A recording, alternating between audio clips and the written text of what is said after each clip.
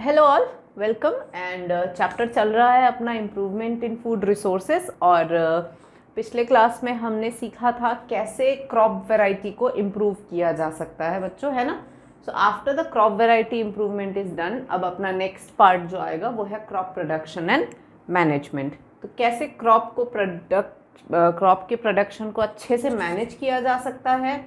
और अपना देखो एम क्या था, अपना एम ये था कि जो क्रॉप प्रोडक्शन है उसकी क्वांटिटी अच्छे से अच्छे उस पे लेवल पे लाया जाए ताकि पूरे कंट्री को बिना किसी प्रॉब्लम के फूड रिसोर्सेस अवेलेबल हो, है ना, और क्वांटिटी वगैरह सब बढ़े।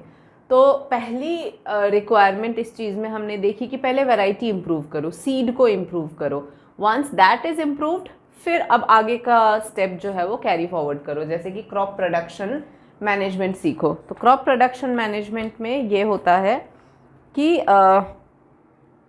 लो कॉस्ट हमें मतलब ध्यान देना होता है कि वो कहते हैं ना, low cost no cost production and low cost production and high cost production practices. तो वो चीज़ अपने को ध्यान देना है, ठीक है। अलग अलग लेवल हो सकता है, नो कॉस्ट हो सकता है, लो कॉस्ट हो सकता है, हाई कॉस्ट हो सकता है। तो क्या लेना है अपने को, तो सबसे पहले ये चीज़ें देखनी है। इसमें आ जाएगा आपका nutrient management, irrigation and cropping management. यानी ये तीन एरियाज ऐसे हैं जिनकी वजह से क्रॉप प्रोडक्शन मैनेजमेंट जो है वो ढंग का होगा। ओके, तो सबसे पहले देखते हैं न्यूट्रिएंट मैनेजमेंट। जो न्यूट्रिएंट मैनेजमेंट है, see plants get nutrients from air, water, soil and there are 16 nutrients required by the plants for their proper growth। ठीक है, देखो प्लांट्स को अपना सारा जो मटेरियल होता है, जैसे हमारा सारा जो एनर्जी न्यूट्रिएंट है, एनर्जी रिलेटेड जो चीज़ें हैं वो अपने को मिलते हैं from the food that we get. और फूड में भी डिफरेंट टाइप्स ऑफ फूड्स, ऐसा नहीं है कि एक ही तरह के फूड से हमें चीज़ें मिलती हों, no, different varieties of food से अपने को मिलती हैं। वैसे ही प्लांट्स का तो देखो सोर्स ऑफ फूड एक ही है, दैट इज सॉइल। उसको जो न्यूट्रिएंट चाहिए सारा चीज़ उसको सॉइल से मिलता है।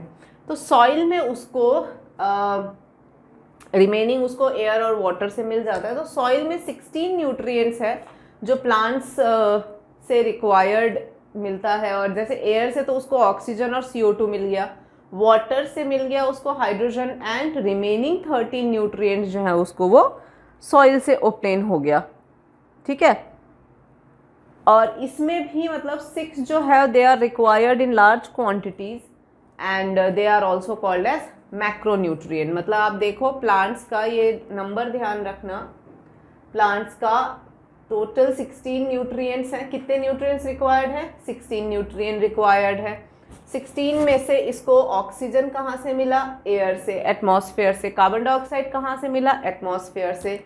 वाटर सप्लाईज हाइड्रोजन, पानी से इसको हाइड्रोजन मिल गया। बाकी के जो 13 न्यूट्रिएंट्स हैं वो प्लांट को सॉइल से मिलता है। उसमें भी आउट ऑफ दोज 13, 16 न्यूट्रिएंट्स जो हैं वो उनको हायर क्वांटिटीज में, among the 16 nutrient 6 are required in large quantities. मतलब 6 ऐसे हैं जिनकी क्वांटिटी जो होती है वो बहुत अच्छे लेवल पे होने चाहिए। और वो 6 है nitrogen, phosphorus, potassium, calcium, magnesium and sulphur. ये 6 न्यूट्रिएंट्स ऐसे हैं बच्चों जो प्लांट्स को अच्छे खासे लेवल में रिक्वायर्ड होता है, ठीक है। और बाकी के the other 7 are required in small quantities and are called micronutrient.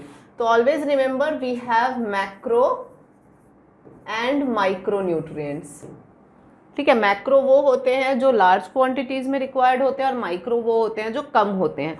लेकिन अगर इनमें से ज़रा सी भी न्यूट्रिएंट की कमी आ गई ना तो फिर प्लांट्स को क्या दिक्कत आ जाती है? प्लांट्स का सर्वाइवल मुश्किल हो जाता है। अंडरस्टूड? तो इस वजह से nutrient should be present in ample quantity.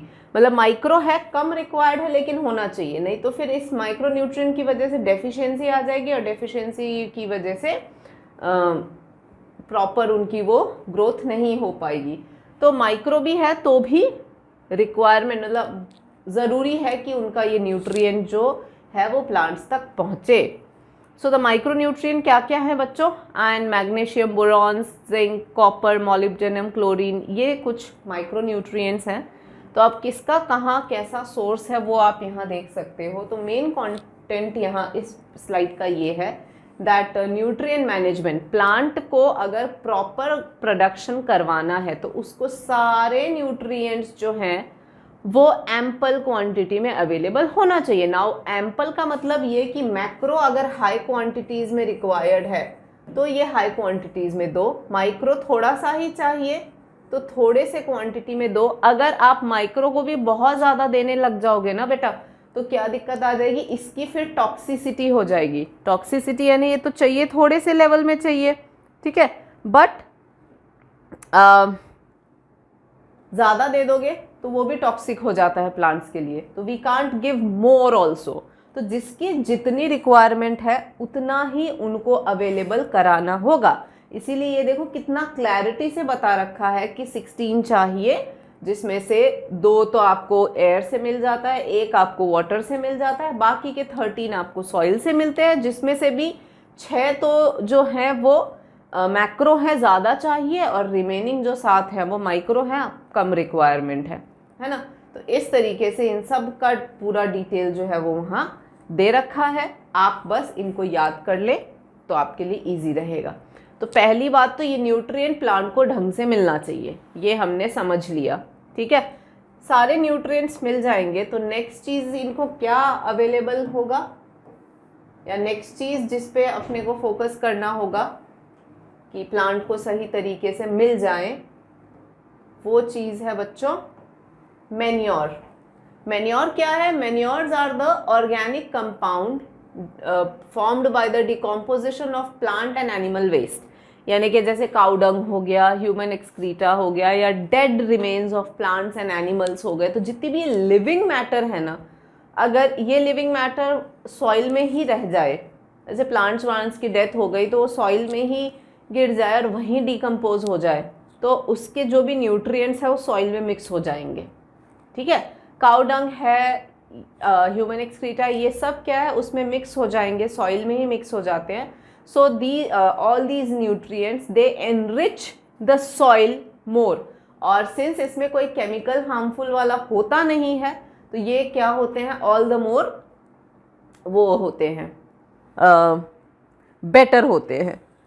अब इससे ये होता है कि इससे एडवांटेज पे कोई एडवांटेज ये रहता है कि एनवायरनमेंट पे कोई नुकसान नहीं होता है, बिकॉज सब लिविंग मैटर है, सबके सब डिकम्पोज हो जाते हैं। और जो डिकम्पोज जानते हो ना, कॉम्प्लेक्स मटेरियल का ब्रेक डाउन होना। Decompose means break down of complex material into simpler ones, ठीक है। तो डिकम्पोजिशन से क्या हो जाएगा कि ऑर्गेनिक मैटर सारा सॉइल में ही मिल जाएगा, तो उसकी न्यूट्रिएंट क्वालिटी इम्प्रूव हो जाएगी। और इससे सबसे बड़ा फ़ायदा ये है कि इट प्रोटेक्ट्स द एनवायरनमेंट को कोई नुकसान नहीं होता है क्योंकि लिविंग मैटर है। दूसरा, इससे दूसरी प्रॉब्लम भी नहीं आती है बच्चों, जैसे it increases the water holding capacity in Sandy soil, ठीक है। सैंडी सॉइल में तो क्या करते हैं, यहाँ पे आप ऐड कर सकते हो ये point, that in Sandy soil manures, या ऑर्गेनिक मैटर की हम बात कर रहे हैं, ठीक है। तो manures increases water holding capacity. और इवन क्लेई सॉइल में ये क्या करते हैं,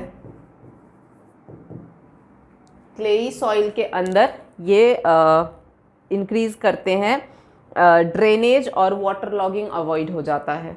सो इंक्रीजेज ड्रेनेज, मतलब आराम से सीप हो जाता है, पानी वानी सब आराम से निकल जाते हैं। और वाटर लॉगिंग जो होता है ना बच्चों की, पानी इकट्ठा हो जाना, तो वाटर लॉगिंग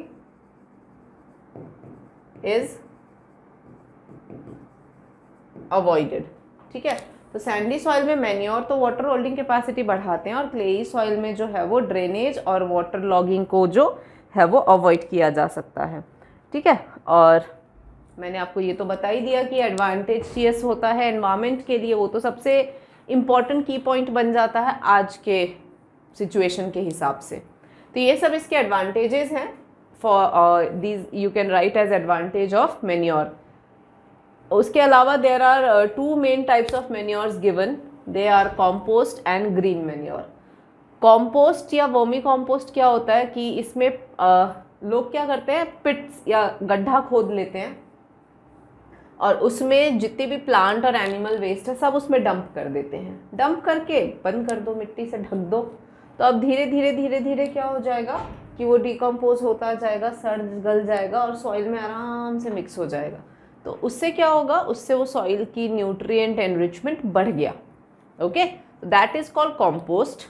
और उसी कॉम्पोस्ट को अगर अर्थवॉर्म ने प्रिपेयर किया, या पहले भी पढ़ चुके होंगे, अर्थवॉर्म ने वो किया, बनाया, then that is called as vermi compost.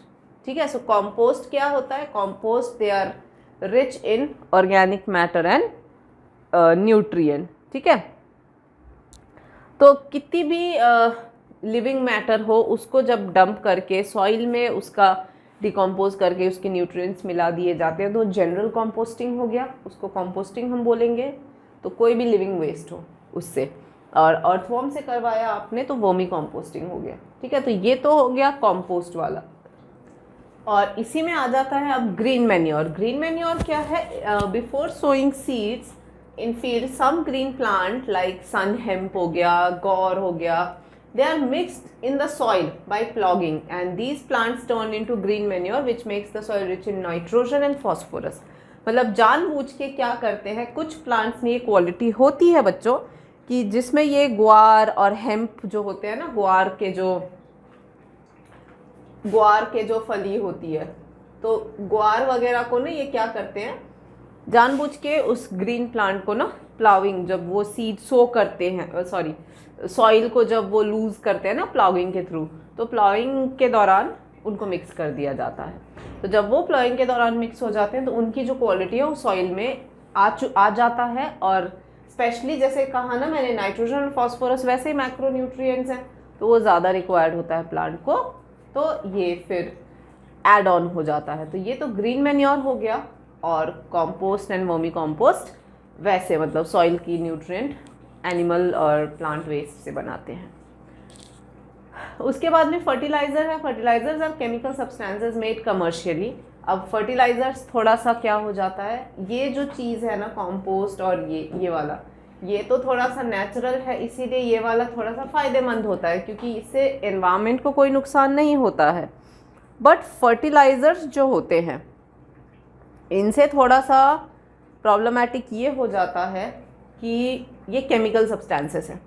अब केमिकल सब्सटेंसेस होने की वजह से मेनली फर्टिलाइजर्स जो होते हैं वो आपको नाइट्रोजन, फॉस्फोरस और पोटेशियम देते हैं। तो अब ये नाइट्रोजन, फॉस्फोरस और पोटेशियम पाने के लिए आर्टिफिशियली ये केमिकल्स के थ्रू दिया जाता है। तो इसीलिए ये थोड़ा प्रॉब्लमेटिक है क्योंकि इससे सॉइल पोल्यूशन बढ़ता है, सॉइल में बहुत सारे ऐसे ये केमिकल्स मिक्स हो जाते हैं। और जब ये वाटर पोल्यूशन भी बढ़ाता है क्योंकि जब ये बारिश होती है और जब ये सॉइल और ये न्यूट्रिएंट्स बह के चले जाते हैं ना वाटर बॉडीज़ में, तो ये हैं तो न्यूट्रिएंट्स, तो इन न्यूट्रिएंट्स की वजह से जो वाटर बॉडीज़ है वहाँ पे अनवांटेड एल्गी, वीड जो है वो ग्रो हो जाते हैं। और फिर वो इतना ग्रो हो जाते हैं कि वो ऊपर का पूरा पॉन्ड या लेक का कवरिंग जो है वो पूरा कवर कर देते हैं। तो उसके अंदर के ऑर्गेनिज्म जो है वो उनको कुछ नहीं मिल पाता क्योंकि सब कुछ फिर वो ऊपर वाले ले लेते हैं। तो इस तरीके से दुनिया भर की ये प्रॉब्लम्स कॉज करते हैं, अल्टीमेटली वो लेक तक डाई हो जाता है। तो ये सारे इश्यूज जो हैं वो फर्टिलाइज़र्स के साथ आते हैं और ये soil fertility, organic matter, micro organisms, इन सब को डिस्ट्रॉय कर देते हैं। ठीक है, इसके बाद शॉर्ट टर्म बेनिफिट्स हैं। जो फर्टिलाइजर्स होते हैं they only have short term benefits. Short term benefits यानी कि फॉर टाइमिंग प्लांट्स को देना है तो वो दे दिया, बाकी इससे दुनिया भर के नुकसान है। देख रहे हो आप, excessive use of fertilizer can reduce soil fertility and cause water pollution. Water pollution कैसे कॉज किया वो तो मैंने बता दिया। उसके अलावा ये और भी प्रॉब्लम्स कॉज करते हैं, जैसे मैंने कहा कि माइक्रो ऑर्गेनिज्म, सॉइल फर्टिलिटी सब वो कर देते हैं। ठीक है, तो इसीलिए क्या करना होता है, इसीलिए इसको बहुत होशियारी से अप्लाई करना होता है। जब तक बहुत ज़्यादा अर्जेंसी ना हो तब तक इसको अप्लाई ना हो इसका तो ज़्यादा बेटर है। ठीक है, ये है। बट आजकल आप सब जानते हो फर्टिलाइजर्स का कितना ज़्यादा वो है, इसीलिए तो ऑर्गेनिक फार्मिंग आजकल बिल्कुल उसमें आ चुका है, फैशन में आ चुका है ऑर्गेनिक फार्मिंग। ठीक है, जहाँ पे we talk about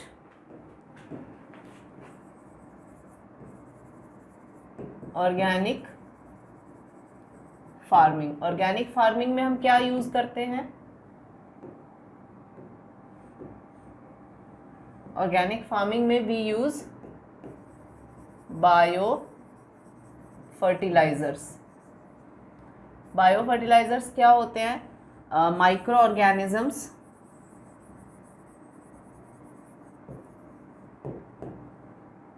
serving the purpose of fertilizers।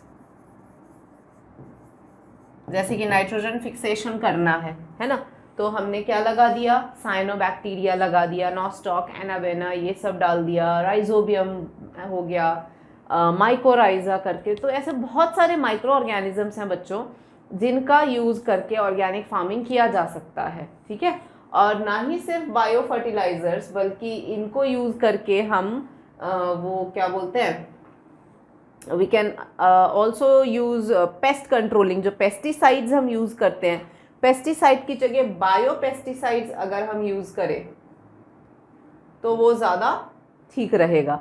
तो जैसे होता है ना, बहुत सारे चूहे हो गए तो वहाँ पे कैट्स को छोड़ दो, ऐसा।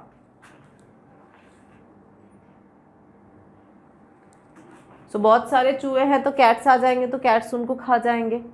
उस तरीके का अप्रोच रखें तो उससे क्या होगा कि बिल्कुल टारगेटेड पेस्ट्स को हम टारगेट करेंगे। अब जैसे इंसेक्टिसाइड पेस्टिसाइड स्प्रे करने से क्या होता है, ना ही सिर्फ वो इंसेक्ट जिनको मारना है उसके साथ साथ उस इंसेक्टिसाइड से यूजफुल वाले भी मर जाते हैं, तो ये नुकसान हो जाता है विथ इंसेक्टिसाइड एंड पेस्टिसाइड। लेकिन अगर टारगेट पेस्ट को ही करें और दूसरे को कुछ ना करे तो फिर वो थोड़ा एनवायरनमेंट फ्रेंडली माना जाता है। तो इसीलिए ऑर्गेनिक फार्मिंग काफ़ी हद तक आजकल चला हुआ है बच्चों, जहाँ पे बायो फर्टिलाइज़र है, नीम को यूज़ करो, टर्मरिक को यूज़ करो ग्रेन स्टोरेज के लिए। ठीक है, and mixed cropping, inter cropping, इन सब तरीके को हम यूज़ करें तो क्या हो सकता है, सॉइल न्यूट्रिएंट रिप्लेनिश हो सकता है rather than going for fertilizers and pesticides and insecticides. ठीक है, अब थोड़ा सा देखते हैं हम लोग इरिगेशन। इरिगेशन जैसे हमने मतलब अभी क्या सीखा, अभी हमने ये सीखा कि क्रॉप प्रोडक्शन कैसे बढ़ाना है। तो उसमें हमने समझा कि उसके लिए तो सबसे पहले वैरायटी तो समझ में आ ही गया। वैरायटी आप सो करोगे तो सोइंग के दौरान आप सॉइल फर्टिलिटी कैसे बढ़ाओगे वो सीख लिया थोड़ा सा हमने।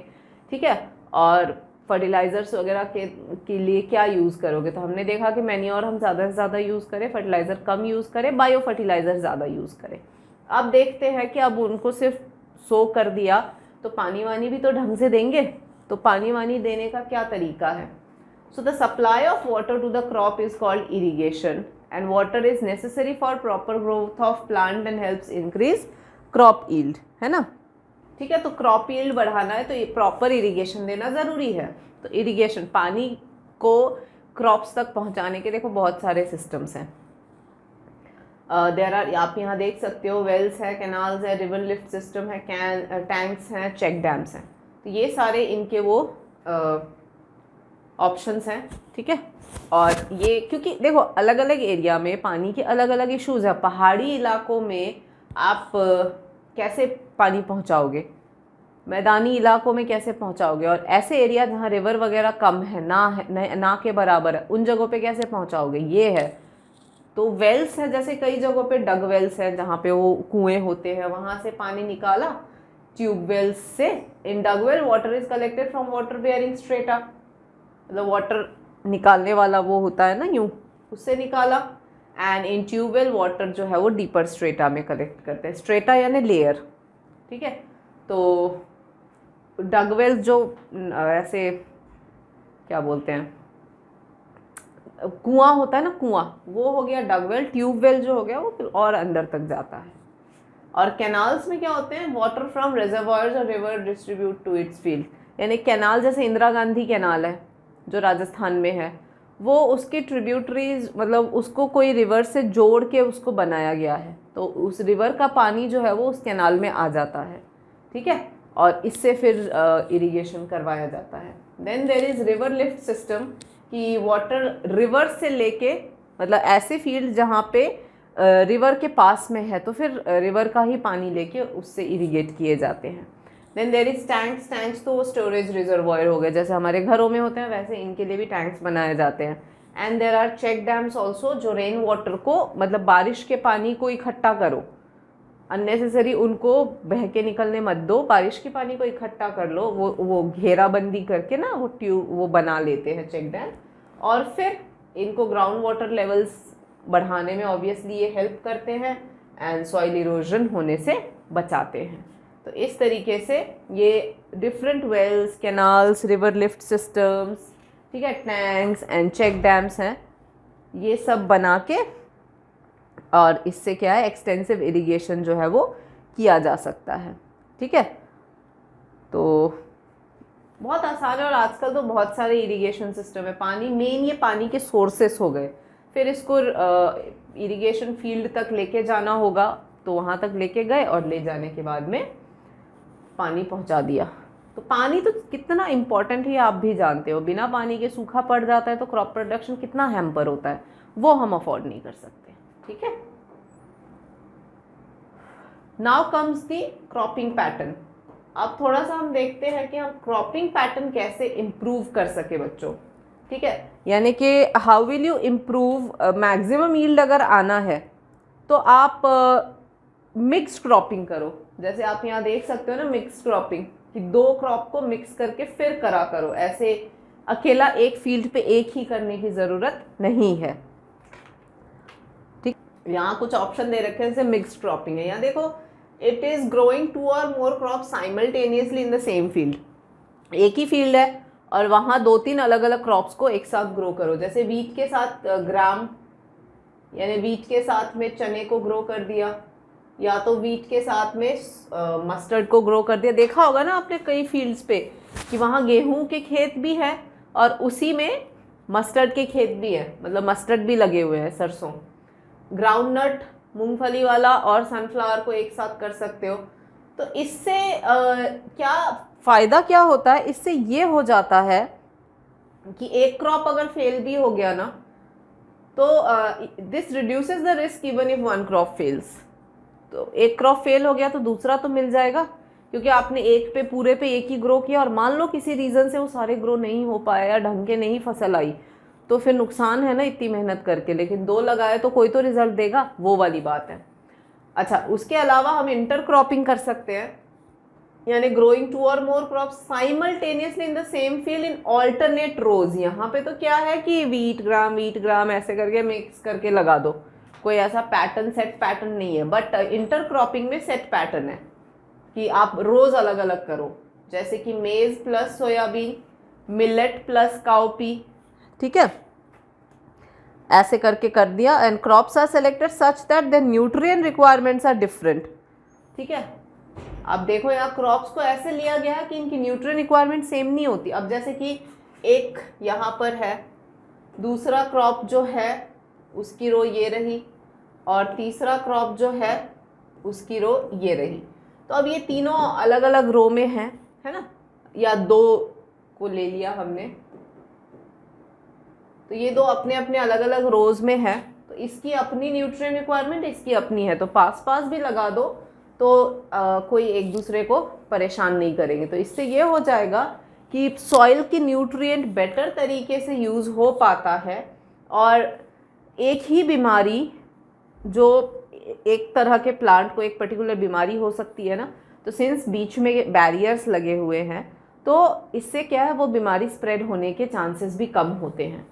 तो न्यूट्रिएंट यूटिलाइजेशन बेटर हो जाता है। Then comes crop rotation. Crop rotation क्या है, growing different crop in the same field in succession. यानी अभी जो है वो लेग्यूमिनस क्रॉप ग्रो किया, फिर सीरियल क्रॉप ग्रो कर दिया। तो जैसे होता क्या है कि सीरियल क्रॉप जब ग्रो करते हैं, कोई भी बाजरा, राइस, व्हीट वगैरह, तो नाइट्रोजन क्वालिटी कम हो जाती है। तो लेग्यूमिनस क्रॉप ग्रो कर दो तो नाइट्रोजन क्वालिटी वो इम्प्रूव करवा देता है उसके बाद। तो क्रॉप रोटेशन, रोटेट करो। तो जिस पहले क्रॉप ने जो भी न्यूट्रिएंट खाली किया है वो न्यूट्रिएंट वापस सॉइल में आ जाए, उस हिसाब के क्रॉप लगाओ। तो क्रॉप रोटेशन करते रहो। So if crop rotation is done properly, 2 or 3 crops can be grown in a year profitably. तो एक साल में जैसे हम एक ही क्रॉप को ऑब्टेन करें, उससे तो बेटर है कि ऐसे क्रॉप्स को ग्रो करो एक फील्ड पे जहाँ पे जिसकी न्यूट्रिएंट रिक्वायरमेंट डिफरेंट हो, और साल में एक ने जो भी न्यूट्रिएंट यूज़ किया तो दूसरे को लेके और वो न्यूट्रिएंट रिप्लेनिश कर दो, और ऐसे करके आप साल में 2-3 डिफरेंट क्रॉप्स वो भी कर रहे हो। ठीक है, ऐसे। ठीक है, तो ये तो हो गया क्रॉप रोटेशन। तो क्रॉपिंग पैटर्न तरह अलग अलग तरीक़ों से हम अगर करते हैं, then we can have better crop management. ठीक है, क्रॉप प्रोडक्शन ऑफ कोर्स बढ़ेगा। Now comes the storage of grains. Sorry, पहले क्रॉप प्रोटेक्शन मैनेजमेंट देखते हैं कि अब जो है क्रॉप प्रोडक्शन तो हो गया, हम कैसे उनको बढ़ाएंगे वो चीज़ें तो हमने समझ ली, लेकिन अब उनको अब ग्रो हो गए हैं क्रॉप, है ना, फसल उग चुकी है, अब बिल्कुल फील्ड पे हमारे क्रॉप्स बढ़ रहे हैं। अब उसको आप बचाओगे कैसे बीमारियों से, सबसे बड़ा क्वेश्चन यहाँ आ जाता है, क्योंकि ये स्टेज में नहीं बचाया तो फिर फार्मर्स के लिए दुख हो जाता है एकदम। तो crops in the field they are damaged by weeds. Weeds क्या है बच्चों? Weeds are unwanted plant. Weeds क्या है? Weeds are unwanted plants। ठीक है, एंड इंसेक्ट पेस्ट से भी खतरा होता है, डिजीजेस से खतरे होते हैं। तो वीड्स आर अनवांटेड प्लांट जो फील्ड में ग्रो होते हैं, जैसे Xanthium, Parthenium, Cyperus, rotundus etcetera, and they compete with the crop. मतलब ये सब तो एग्जाम्पल हो गए आपके वीड्स के। और ये वीड साथ के साथ ग्रो, देखते नहीं हो गार्डन में हम फ्लावर ये सब लगाते हैं, और साथ के साथ अनवांटेड ऐसे प्लांट्स जो हम नहीं चाहते कि वो उगे वो भी उग जाते हैं। तो ऐसों को हम वीड्स कहते हैं। ठीक है, और unwantedly they damage the crop. तो ये क्रॉप यील्ड रिड्यूस कर देते हैं। क्यों? क्योंकि ये वीड्स क्या करते हैं, फिर मेन क्रॉप प्लांट के न्यूट्रिएंट से कम्पीट करने लग जाते हैं, वो प्रॉब्लम आ जाती है। ठीक है, so insect pest cause damage to the root, stem, leaves, they suck. मतलब यहाँ पे तो वीड ने क्रॉप की न्यूट्रिएंट को सक करके क्रॉप को कमी कर दी न्यूट्रिएंट में, ये प्रॉब्लम आ गया। दूसरा, जो पेस्ट होते हैं वो क्या करते हैं, वो रूट, स्टेम, लीव्स के जो सैप होते हैं, सैप यानी कि वाटर प्लस रूट से जो एब्जॉर्ब किया हुआ होता है ना, वाटर एंड मिनरल्स, तो दोनों को मिला दो तो सेल सैप कहलाता है, वाटर सैप कहलाता है, प्लांट सैप। तो वो सारा सक कर लेता है।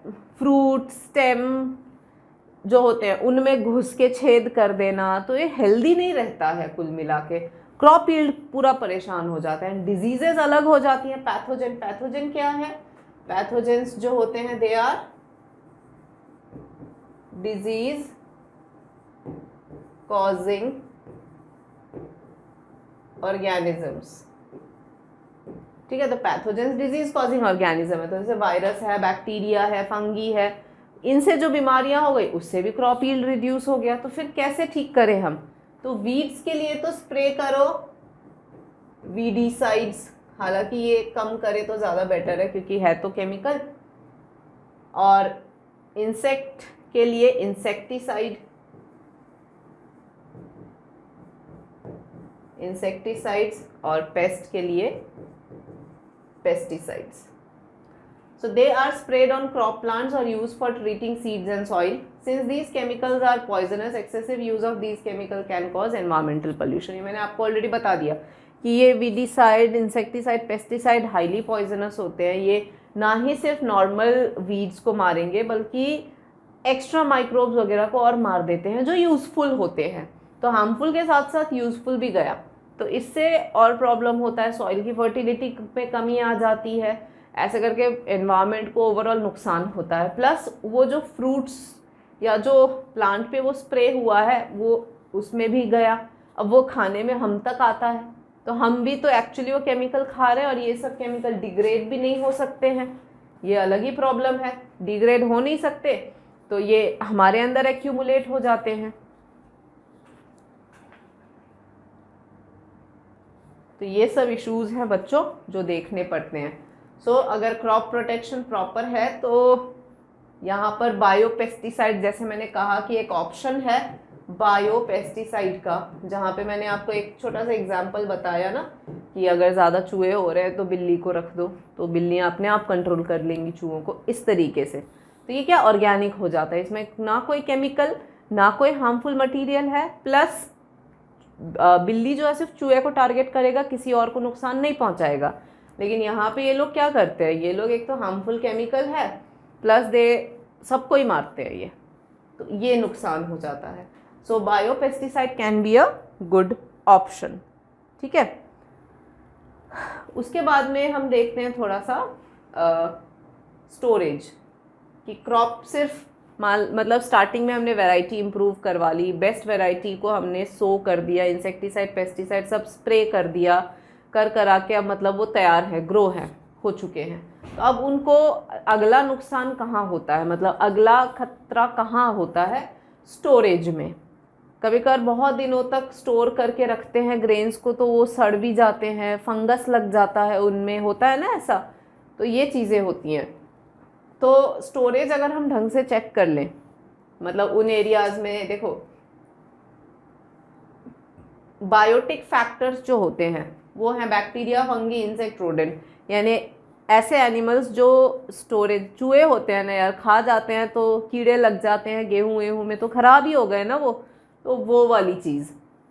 तो स्टोरेज में भी ख़राब होने के खूब चांसेस होते हैं। अभी एक बार न्यूज़ आया था कि जाने कितने किलो टन जो है वो प्याज रखा हुआ था ग्रैनरी में, पानी घुस गया, सारे प्याज सड़ गए।